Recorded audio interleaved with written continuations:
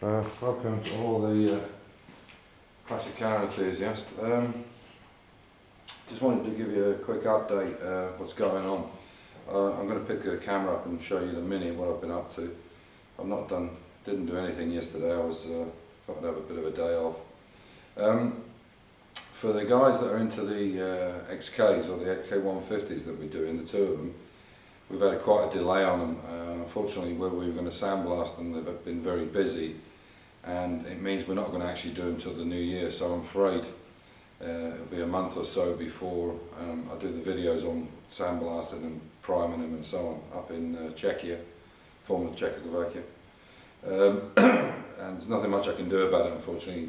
His factory is busy, and right up till Christmas, and obviously the New Year is the first time we're going to have a chance to do it. So I've been working on the Mini. I've done the other floor pan, and I found quite a few other bits of rust and grot that need to be sorted out before I can put the wing on. I've got the wing ready to go on, the inner wing, which is not a big job now. But I've got some problems with the front windscreen sill, which I need to replace and clean up and get rid of all the rust. So I'll pick the camera up and I'll show you that.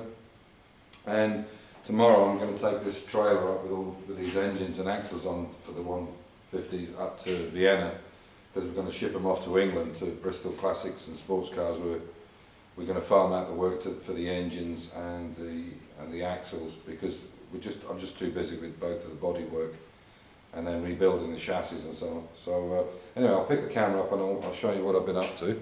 So this is where we're at the moment. You can see I've put this other floor pan in on this side.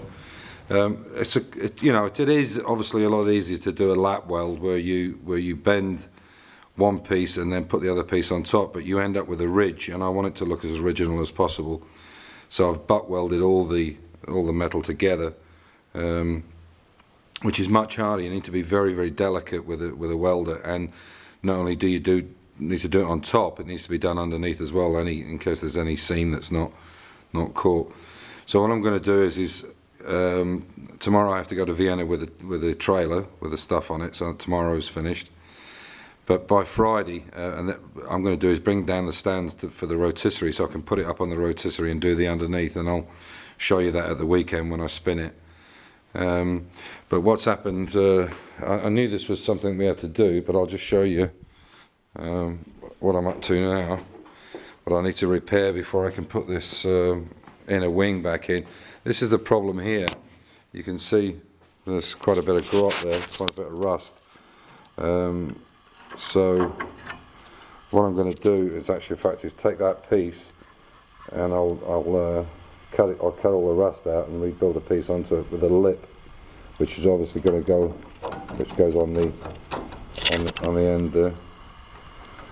So I'll completely rebuild this, and all the way along here, cut this grot out as well.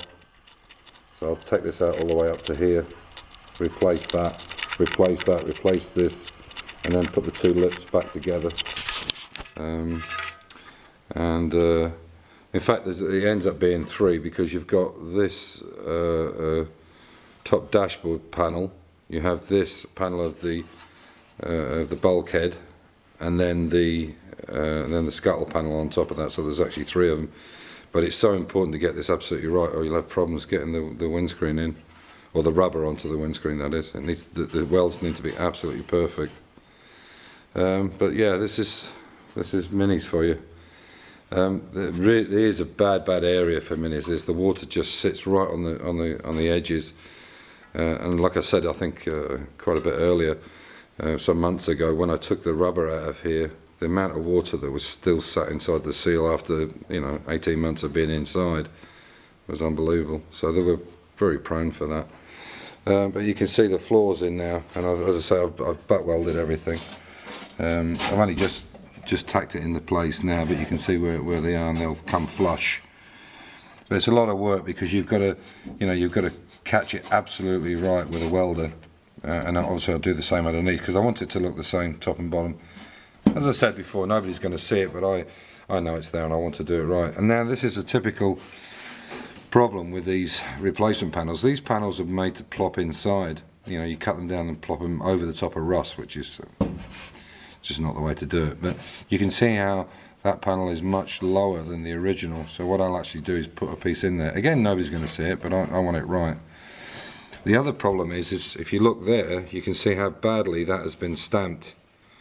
And there's basically no edge there. So now what I have to do is actually build an edge onto it the way it should be, the way it was over in that corner over there. So I'll have to build an edge onto it. That's because the stamping, whoever stamped this out had the material too far one side, and that's why there's no edge on it. It's pretty piss poor really, but you know, it is what it is. I guess that's the workmanship you get these days. Anyway, so that's what we're up to. Yeah, this is, as I said, it's pretty grotty, you know, and it needs taking out. The rust is in there, and it'll just keep rusting away. And I'm not doing all this work and then, you know, leaving things like that. You can see up there at that end it needs doing as well. So I'm absolutely determined that this shell will have no rust in it when it's finished. I want it absolutely mint. And you know, it's not for concourse, it's not for show, it's for me. But I you know, I feel quite strongly about, if you're going to do it right, or don't do it at all. Is my theory on these things. Anyway, you can see I've got all the holes punched here, ready for the next piece. Obviously, I've got to make a piece there.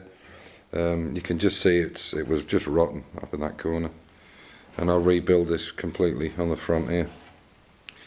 And yeah, that's it. So hopefully I'll do sorry about that light.